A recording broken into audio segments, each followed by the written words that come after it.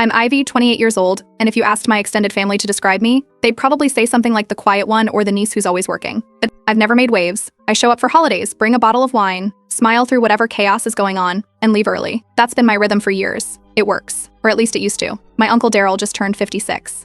He's the kind of guy who treats every gathering like he's the main event. He loves a crowd, thrives on attention, and acts like a comedian even when nobody's laughing. Every family has one like him. He doesn't just host Thanksgiving, he turns it into a game show. He gives out fake awards, roasts people with pre-written jokes, and somehow always gets away with it by saying it's just a bit.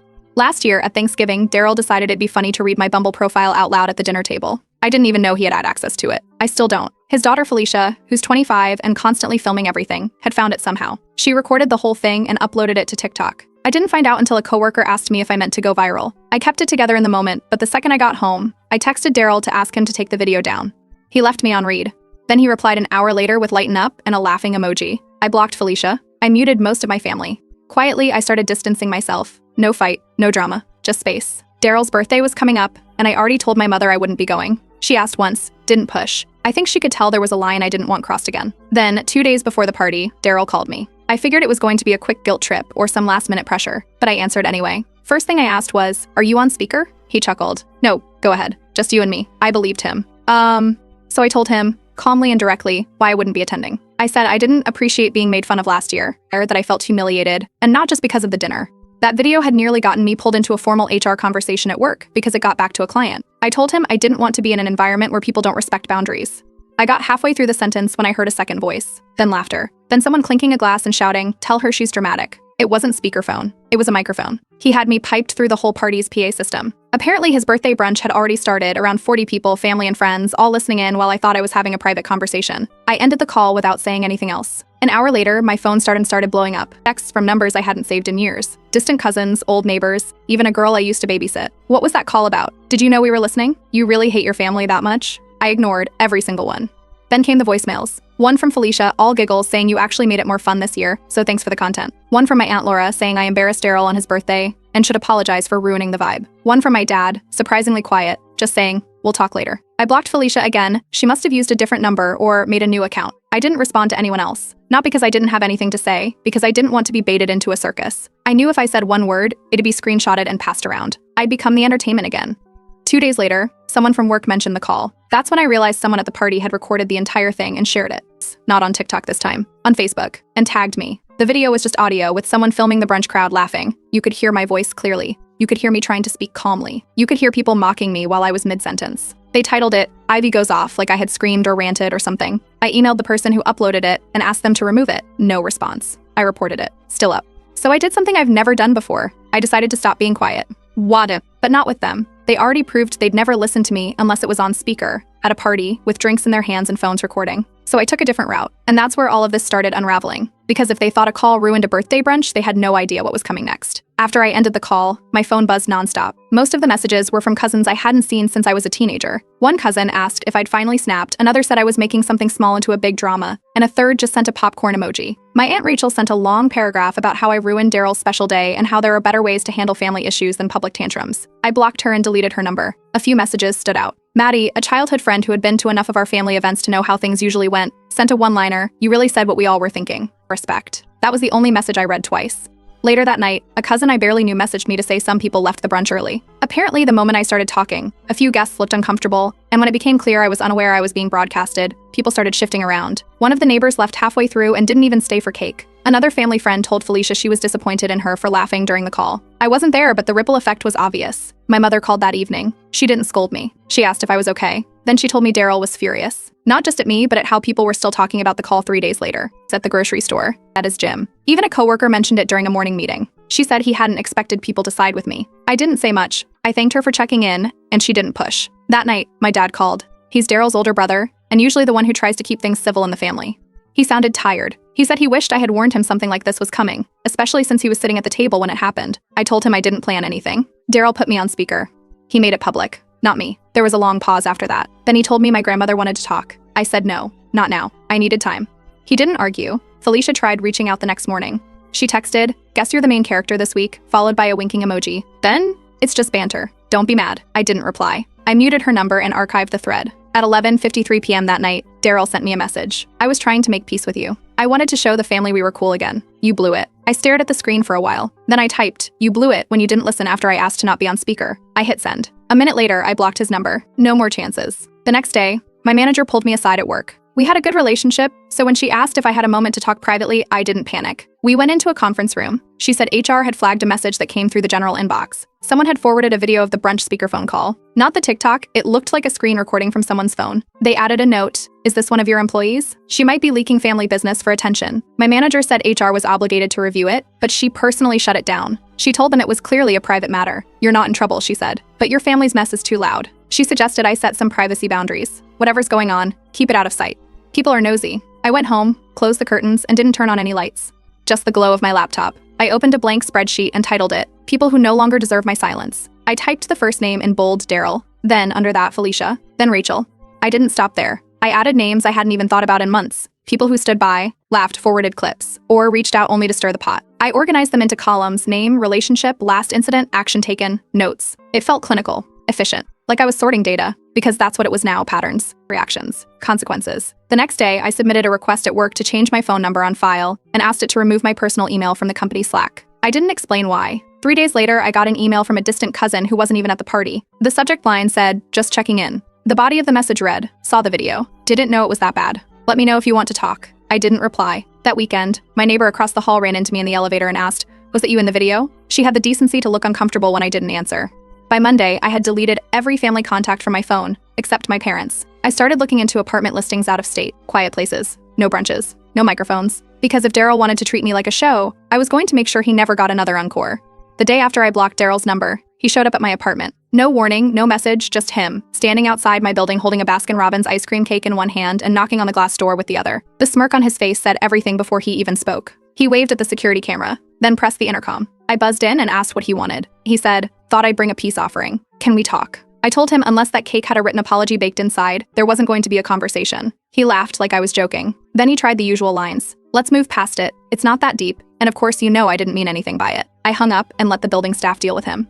He stood outside for 5 more minutes, then left the cake on the front desk. I told them they could toss it. The next morning, my phone buzzed with a group text from a cousin named Tyrone, who loves pretending he's the peace in the peacemaker. The message said, family dinner to smooth things over, everyone please come. The invite was for Saturday, at Daryl's house with potluck-style notes and a winking emoji. I replied with a thumbs-down emoji. 10 minutes later, my cousin Daria messaged separately, girl, please just come.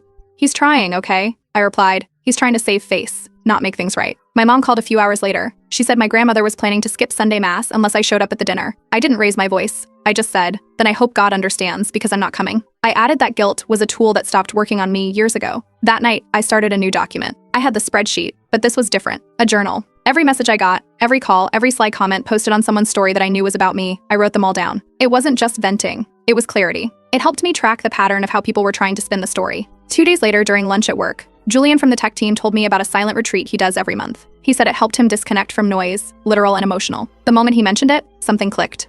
I went home that evening and booked a 3-day stay at the same retreat center. No phone, no laptop, no talking. Just books, walking trails, and quiet meals. That same night, Daryl sent an email, not a personal one. An actual email with a subject line, can we reset? The message said, let's not drag this. Family's watching. I forwarded it to my dad with a note. This is what he thinks an apology looks like. He didn't reply. 1 week later, a formal envelope arrived in my mailbox. Thick paper, gold-trimmed edges, and a printed invitation that looked more like a wedding announcement than anything else. The title was Family Reconciliation Brunch. It was scheduled for 2 Sundays from now at a fancy country club outside the city. Inside the envelope, there was a schedule with arrival times, an optional outfit theme, and a note at the bottom in small cursive letters. Let's remind ourselves how strong family can be. I didn't respond right away. That night, I posted a private poll on my story, should I go to this PR brunch? 92% of the people who voted said, absolutely not. 2 people said free food is free food, but they were joking. I mailed back the RSVP card with the declined box checked. Under comments, I wrote, some things can't be fixed with mimosas. I thought that was the end of it for the week, but then I got a voicemail from someone I hadn't expected, Miss Geneva. She's my grandmother's caregiver and has been for years. I've always liked her. No drama, no gossip, just warm and real. Her voice on the message was calm. She said Grandma had something she wanted to give me, and that I should stop by, but alone. I texted her directly to confirm. She said she'd make sure the house was quiet, that no one else would be there. I double-checked 3 times. Then I agreed to come the following morning. When I arrived, Miss Geneva opened the door before I even rang the bell. The house was quiet. No TV, no voices. Just the soft creak of floorboards as she led me through the living room to the back sunroom, where my grandmother sat in her chair with a small velvet pouch in her lap. She didn't speak right away. She just opened the pouch, pulled out a delicate gold bracelet, and placed it in my hand. I recognized it immediately. It used to be hers. One of the few pieces she wore only on holidays. Inside the clasp, my initials were engraved. Not new, engraved years ago, when I was still a teenager. She pointed to a folded piece of paper on the table. I picked it up and read it. One paragraph, handwritten. She wrote that she had asked for the bracelet to go to me in her will, but wanted me to have it now. No explanations. Just that I deserved to have something that was always meant for me. I nodded, thanked her, and left without saying much. Miss Geneva walked me to the door. Before I left, she said, "That brunch won't change anything, but that bracelet will remind you who you are." When I got home, I put the bracelet in my drawer, opened my laptop, and added a new tab to the spreadsheet, Receipts That Matter. When I stepped into my grandmother's sunroom, I thought I knew what to expect. Maybe a few carefully chosen words about forgiveness. Maybe some tea and shortbread cookies she always offered during serious talks. Instead, she handed me a thick envelope and said, "Read this before I'm gone. Don't argue." Inside was a folded letter, written in her cursive handwriting, dated almost 2 years ago. The ink was slightly smudged near the top, and the pages were yellowed at the edges like it had been moved around a drawer too many times. I sat down and read it while she stared out the window. She had written that she'd noticed how the family treated me over the years, like a reliable fixture, but never like someone who deserved softness or celebration. She wrote that being quiet didn't mean I should be overlooked, and that just because I never asked for space didn't mean I didn't need it. She wrote about last year's Thanksgiving. She said after the Bumble incident, she pulled Daryl aside and told him what he did was wrong, but she regretted not saying it in front of everyone. Then she wrote one sentence I kept rereading: "Healing sometimes means burning the bridge behind you so no one can follow." I folded the letter, slipped it back into the envelope, and hugged her. She didn't say anything else, but she patted my back twice before I left. Geneva walked me to the door again, then quietly said, "They canceled that brunch, you know. Word is it happened after you sent the RSVP." When I got home, I didn't check my phone right away. I placed the envelope inside the drawer with the bracelet, then sat at my desk and opened the spreadsheet. Under the Receipts That Matter tab, I added, "Letter from Grandma, dated 2 years ago, written admission of silence and regret." Later that evening, my phone buzzed with a message from Drew, Felicia's older brother. He's the kind of cousin who never gets involved in anything, but also the one you'd call if your car broke down. Chill, quiet, observant. He sent me a series of screenshots from a group chat I had never seen before. It was a private thread called Family Direction Chat, started by Daryl and filled with about a dozen of my relatives. The first message read, "Okay, we'll say Ivy misunderstood the brunch invite. No drama, just confusion." Another said, "She's always been sensitive, just frame it as that." Then, "No one else post about anything. If she wants to be distant, let her, but don't let her make it about us." Drew followed the screenshots with a single message, "Can I leak this?" I told him, "No need, I'll do it myself." I forwarded the screenshots to my dad with a short message, "This is what Daryl means by reconciliation." There was no reply. But the next day, my mother called to say the brunch had been fully canceled. No backup plan. No rain check. Just a quiet cancellation that didn't go through the family chat, but instead came one by one through phone calls and vague text updates. By noon that day, 3 cousins had left the group chat altogether. One of them messaged me directly to say she was sorry for how things played out. Another one said she didn't realize how deep it had gotten until she saw the group chat messages. The third didn't say anything, just liked one of my old photos that had nothing to do with the drama. I knew what it meant. Felicia was nowhere in any of it. I found out she blocked me when someone else tried to tag both of us in a throwback photo from years ago, and her name wouldn't load. I hadn't even noticed until that moment. It didn't matter. I updated the spreadsheet again. Family Direction Chat, Managed Narrative, Daryl led, deleted messages after leaks started, archived. Julian called me around 5 p.m. He said he had an open spot for the weekend retreat. Someone had canceled last minute. I booked it before he finished the sentence. I packed a duffel bag with 3 books, a journal, the bracelet, and the envelope. No phone charger, no laptop, no makeup. Just what I needed to disappear for a few days. We drove out early Saturday morning. No music, just open windows and mountain air. The retreat center was quiet, tucked into a hillside surrounded by trees. No reception, no Wi-Fi, no talking during meals. Just people walking trails, reading in silence and pressing reset. I spent 3 days away from everything. When I came back, I had 15 missed calls and 42 unread messages. I didn't open a single one. Instead, I sat down, opened the spreadsheet, and started a new tab, Next Steps. Because this wasn't just about boundaries anymore. It was about making sure Daryl's performances had no stage left. When I came back from the silent retreat, I turned on my phone and let it load without touching anything. 38 unread texts, 12 missed calls, 1 voicemail from my mother that started with, "You've gone too far," and ended with a sigh long enough to stretch across the city. I didn't respond. I sat at my desk, opened the Next Steps tab on the spreadsheet, and started documenting everything again. The voicemail made more sense later that evening. Word about the leaked group chat had spread faster than I expected. Apparently, Daryl spent the weekend making calls to do damage control with extended relatives who were supposed to attend his next dinner party. My second cousin, Aria, who I haven't spoken to in maybe 6 years, called my mom directly and said she wouldn't be coming. No explanation. Just a flat-out no. That was enough. Daryl, in true Daryl fashion, went on a long call with some relatives and told them he forgave me, but that I had crossed the line and disrespected the family. My mother mentioned it later, not taking sides, just relaying facts. I only said one thing: forgiveness doesn't count when it's condescending.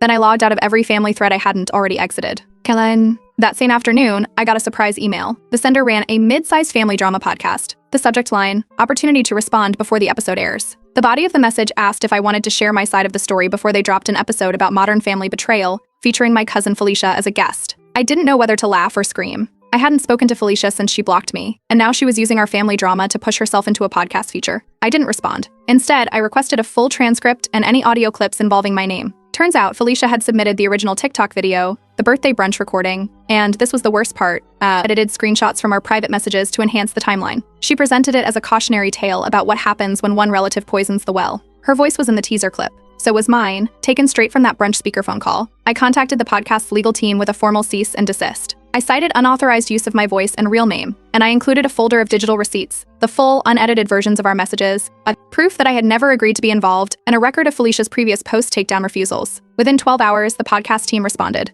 They were apologetic, pulled the episode, and removed the teaser from all platforms. They assured me it wouldn't air or be mentioned again. Just after midnight, Daryl emailed me again. No jokes this time. No passive-aggressive fake apologies. Just a cold message with bullet points. The subject line, "You've made your point." The body listed everything I had cost the family: embarrassment, dinner cancellations, strained relationships, and his own reputation within our community. He said I had weaponized technology to create division, even though he was the one unraveling in public and snapping at neighbors about family jokes. He mentioned the canceled brunch, the retreat, the podcast takedown, and the fact that certain family members were now hesitant to host anything with our last name attached. The last line, "You'll regret this. You've made enemies out of your own blood." I replied with 2 words, "Try me." The next morning, my landlord knocked on my door. He held a printed letter. Someone had sent an anonymous complaint to the building manager claiming I was operating a digital media business from my apartment in violation of residential zoning laws. The letter had no return address. It accused me of unauthorized commercial content production, listed specific times, and referenced recorded materials being distributed across the internet. The only people who would know those timeframes. My family. I told my landlord the truth.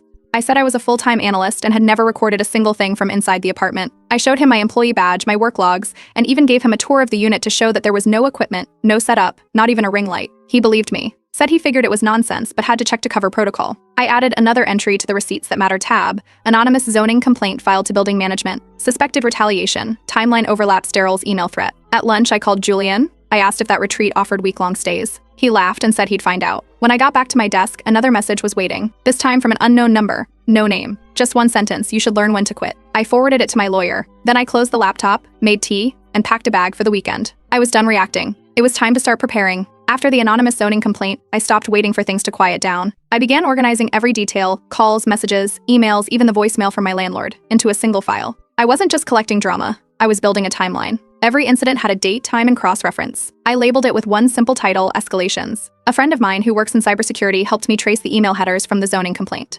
The metadata showed the complaint came from a device previously associated with Daryl's work email. That was all I needed. I didn't have to report him directly. I just forwarded the documentation, anonymized, from a burner address to a former colleague of his who'd quietly mentioned once that his company had a zero-tolerance policy for harassment, on or off the clock. I left no commentary, just attachments in chronological order. 3 days later, I got a text from an unknown number. "You went nuclear." I replied. I aimed for precision. Drew called me the next evening and said Daryl had been placed on administrative review while they investigated. And he didn't get fired yet, but they pulled him from external events and flagged his employee account for behavioral assessment. The irony wasn't lost on me. All the times he accused me of being too serious, and now his behavior was being reviewed under a professional code of conduct. The group chat was shut down completely. Not just abandoned, archived. Daryl tried creating a new one. Only 2 people joined. One of them was Felicia. The other was someone I didn't even recognize. I didn't post anything. I didn't respond to anything. For the first time in weeks, I just focused on work.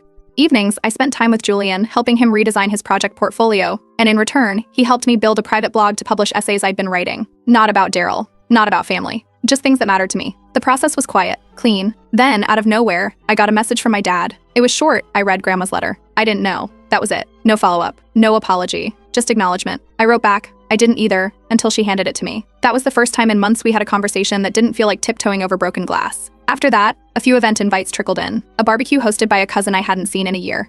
A small dinner at a relative's place who used to always make me a vegetarian side dish without asking. These weren't orchestrated events. No printed invitations. No group chats. No Daryl. No Felicia. Just casual messages, asking if I felt like showing up. I declined most of them. Politely. No long explanations. Just, not yet. Some of them said they understood. A few said they hoped I'd change my mind eventually. Nobody pressured me. That mattered more than they realized. One night, Julian mentioned a private group he was part of. A small discussion circle that met online twice a month to talk about boundaries, family tension, and processing conflict in healthy ways. He asked if I wanted to try attending a session. I said yes. It wasn't therapy. It wasn't a place to rant. It was a space where people listened without waiting to respond. During the second session, we were asked to write one paragraph about something we'd learned the hard way, then read it out loud, if we wanted to. I wrote something simple. Sometimes a boundary looks like distance. Other times it sounds like silence. and sometimes it's just hanging up without explaining why. The group leader asked if he could read my piece anonymously on a podcast he hosted for the community. I said sure. It wasn't about anyone in particular, just a pattern I'd finally learned to recognize. The episode aired the following Monday. He read my paragraph at the very end. Then he added his own closing line. Sometimes a boundary sounds like silence. Other times, it sounds like a click and a dial tone.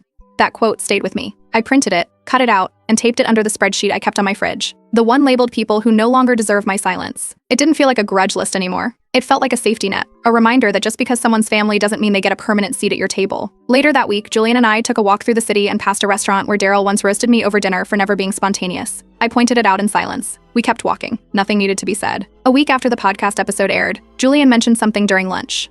One of his friends from the discussion group reached out to him and said that what I had shared helped her finally set a boundary with her own mother. She'd been holding on to guilt for years, thinking that silence was love. That message changed something. I hadn't just been dealing with my own mess. I had unknowingly stepped into a pattern that stretched beyond just our family. All those years of being told to keep the peace, take the joke, let things go, it wasn't just mine. That same afternoon, my mother called. It wasn't a guilt call, not like the others. She asked if I could come by for tea, just her and me. No cousins, no reunions, no Daryl. I said yes. When I got to her house, she had chamomile tea steeping in buttered toast on the table. It was the same setup she used to make when I was a teenager after a bad test or an argument at school. We sat in silence for a bit. Then she reached into a kitchen drawer and pulled out a faded birthday card. The front had a drawing of a rocket ship. The back was written in red crayon. I had signed it when I was 9. The message said, "You make me feel small sometimes, but I still hope you like your cake." She read it out loud once, then folded it and said she never really saw it for what it was until now. She told me she had spent most of her life avoiding conflict to keep things smooth. She thought it was love. But now she wasn't so sure. That evening, when I got home, I took the spreadsheet off my fridge. I didn't throw it out or rip it up. I filed it into a drawer. It wasn't closure, it was a record. A reminder that silence isn't always kindness, and keeping receipts doesn't make you bitter. Sometimes it just keeps you sane. The very next morning, my phone lit up with a name I hadn't seen in weeks. Daryl. I let it ring. He left a voicemail. I played it through my headphones. "You got your revenge," he said. "But family isn't something you win or lose. It's something you preserve. If I crossed a line, I'm sorry." I didn't delete it. I saved it to my cloud drive and labeled it apology by force. Later that week, Drew sent me a voice memo. Daryl had been asked to step down from a public-facing board he chaired for years. It wasn't just because of me. Several coworkers had quietly submitted complaints after realizing they weren't alone. I guess all it took was someone lighting a match first. Felicia, not to be left out, left a dramatic voicemail on a cousin's phone. She rambled about the family legacy and how we were all letting outsiders pollute the bond. The cousin forwarded it to Drew. Drew sent it to me. Nobody replied to her. The silence around her voicemail said more than any argument could. Meanwhile, Julian and I launched our blog. We kept it anonymous. No photos, no names, just quiet entries about boundaries, power, discomfort, and family. We didn't try to make it viral. It wasn't that kind of project. It was something we both needed to exist. It's a place where words had room to breathe. One night, I came home to find a small package at my door. It was from Miss Geneva. Inside was a framed piece of needlepoint embroidery. At the bottom of the frame, she had taped a small card that read, "This is the last one she worked on," before her hands got too weak. The stitched words read, "Don't shrink to fit places you've outgrown." I hung it above my desk. It didn't make me emotional. It made me steady. Every time I looked at it, I remembered the quiet girl who used to whisper warnings into phones, and the woman who finally answered her own voice when it got loud enough. That same week, I forwarded Daryl's final voicemail to my own email and saved the file under a folder titled Closure. Then I deleted the contact from my phone. There was no final message, no announcement, just a tap on the screen, the click of a contact disappearing into digital dust. That was it, the only sound a boundary ever really needs.